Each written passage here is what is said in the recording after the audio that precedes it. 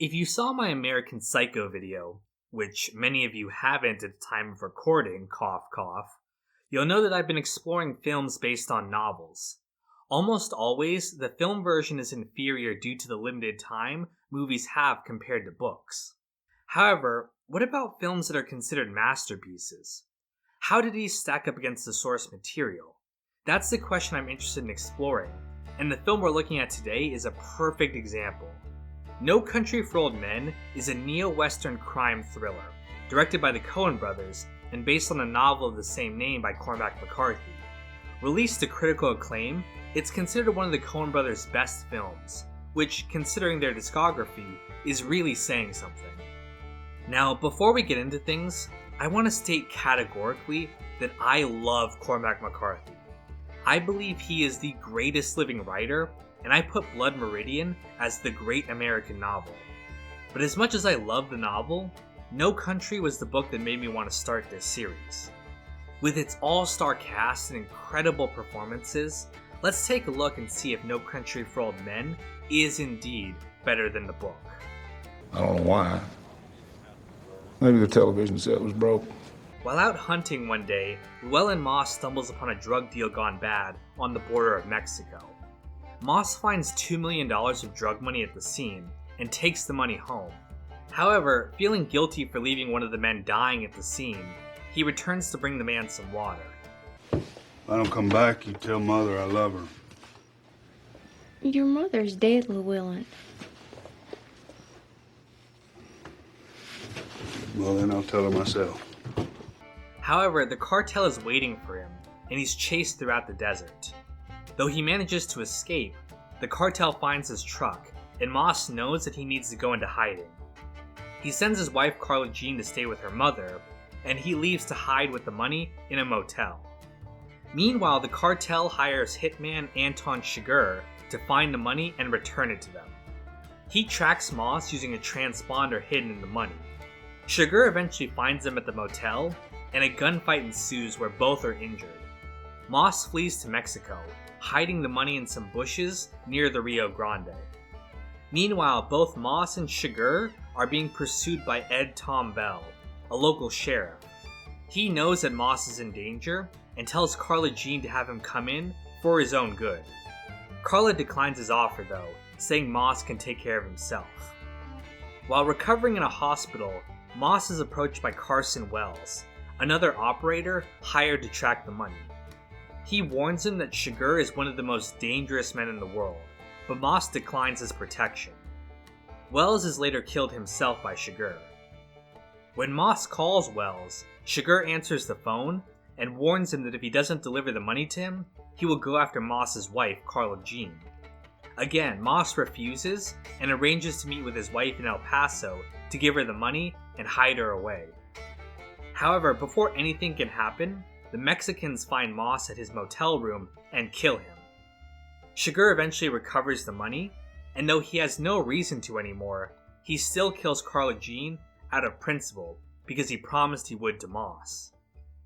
As the movie ends, Bell retires after realizing that he no longer has what it takes to be a lawman in this new and much more savage world. As the title says, this is no country for old men. This country's hard on people. You can't stop what's coming. It ain't all waiting on you. Before we get into the differences between book and film, let's talk a little bit about the author. Cormac McCarthy is known for his very specific style. His works, usually set in a rural, western location, contain dark themes and brutal descriptions of violence. I said before that I consider Blood Meridian to be the greatest American novel, but even I warn that you need a thick stomach to read it. However, what he's probably most well known for is his lack of punctuation. You won't find a single quotation mark in any of his novels, and many times his dialogue is mixed in with the prose and also in untranslated Spanish. It can make getting into his work a little difficult, but you'll get used to it fast. And if you're looking to start with McCarthy, I would actually recommend No Country for Old Men.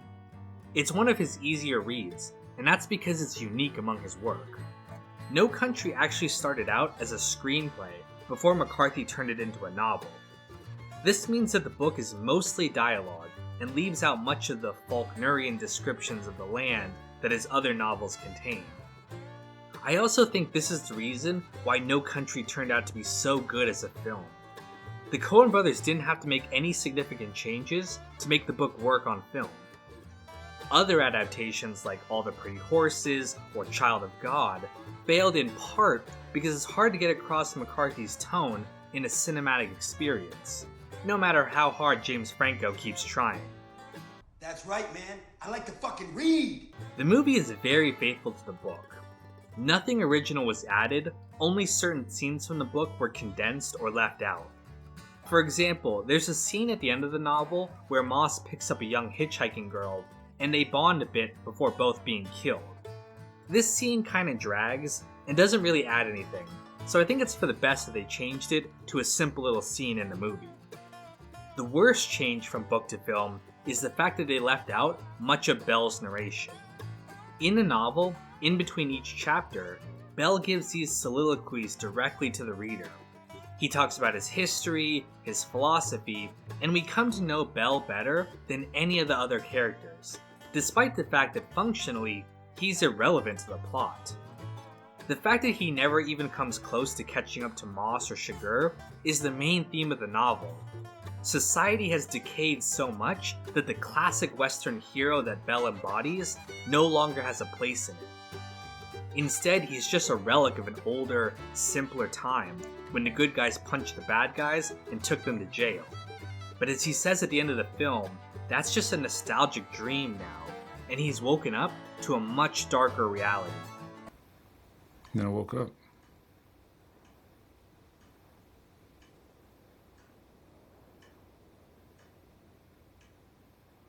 The film manages to work some of these speeches into actual dialogue, but it's a shame that many of the good bits are left out. However, one area that leaving things out really improves is Anton Chigurh. Chigurh is one of the best villains in all of McCarthy's work, right up there with Judge Holden. He's a ruthless, extremely dangerous hitman, combined with a very unsettling appearance that makes him so memorable. He's also got a very interesting philosophy, where he views himself as an agent of fate. As he tells Carla Jean, he got there the same way the Coen did. He's just following fate to its inevitable conclusion, which is why he's so confident he knows how things will turn out. I know something better. What's that? I know what it's going to be. Where's that? It will be brought to me and placed at my feet. But as cool as his philosophy is, he just talks way too much in the book. He gives these long speeches about fate and accounting, and it all just ends up sounding like a freshman philosophy major who just discovered determinism. There's even a scene where he talks to the corpse of a man he just killed, like he's some kind of comic book bad guy.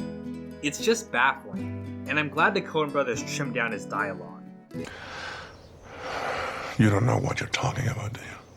He's much more sinister when he's just quietly staring you down, like when Carla Jean opens the door and sees him just sitting there like a psychopath.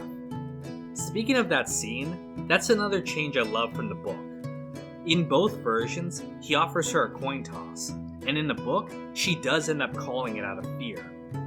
While that is understandable, I love that in the film she refuses. Chigurh offers his victims a coin toss to absolve himself of any responsibility. In his view, it's the coin that decides what will happen to them, not him. That's why when Carla Jean refuses to call it, it flusters him so much. And in this way, she dies with more dignity and courage than any of the other characters. Call it. The Coen don't have no say. It's just you. Given all of this, I do confidently claim that the film is better than the book. It's just a tighter, more cinematic version of a novel that was originally trying to be a film in the first place. Again, that's no knock on McCarthy. He's still the GOAT of the literary world, and for what it's worth, I've heard he likes the movie. He actually considers it the second best project he's been involved in since Mike Tyson Mysteries. Come on, it's time to get into the Mystery Mobile and go help Cormac McCarthy write an ending to his book. I can't go. I have an internet whore coming over tonight. But that's just my opinion. Let me know what you thought of either version, and stay tuned for more movie analysis coming soon. I got here the same way my patrons did. Tommy Smith, Abdallah Alamari, Russell, Sean, Graham, Heart of Markness, Broccoli, Placenta Juan, Logan, Clean, John Reyna, Jesse Sterling, Andrew Stewart, Ops Racing Media, Daz J. Kit, Conan Higgins, Irish Nachos, Sharose, Greg Penna, Stephen Lillard, Rex Lee, Sam Searland, Sandy Wren, and Don Lucania.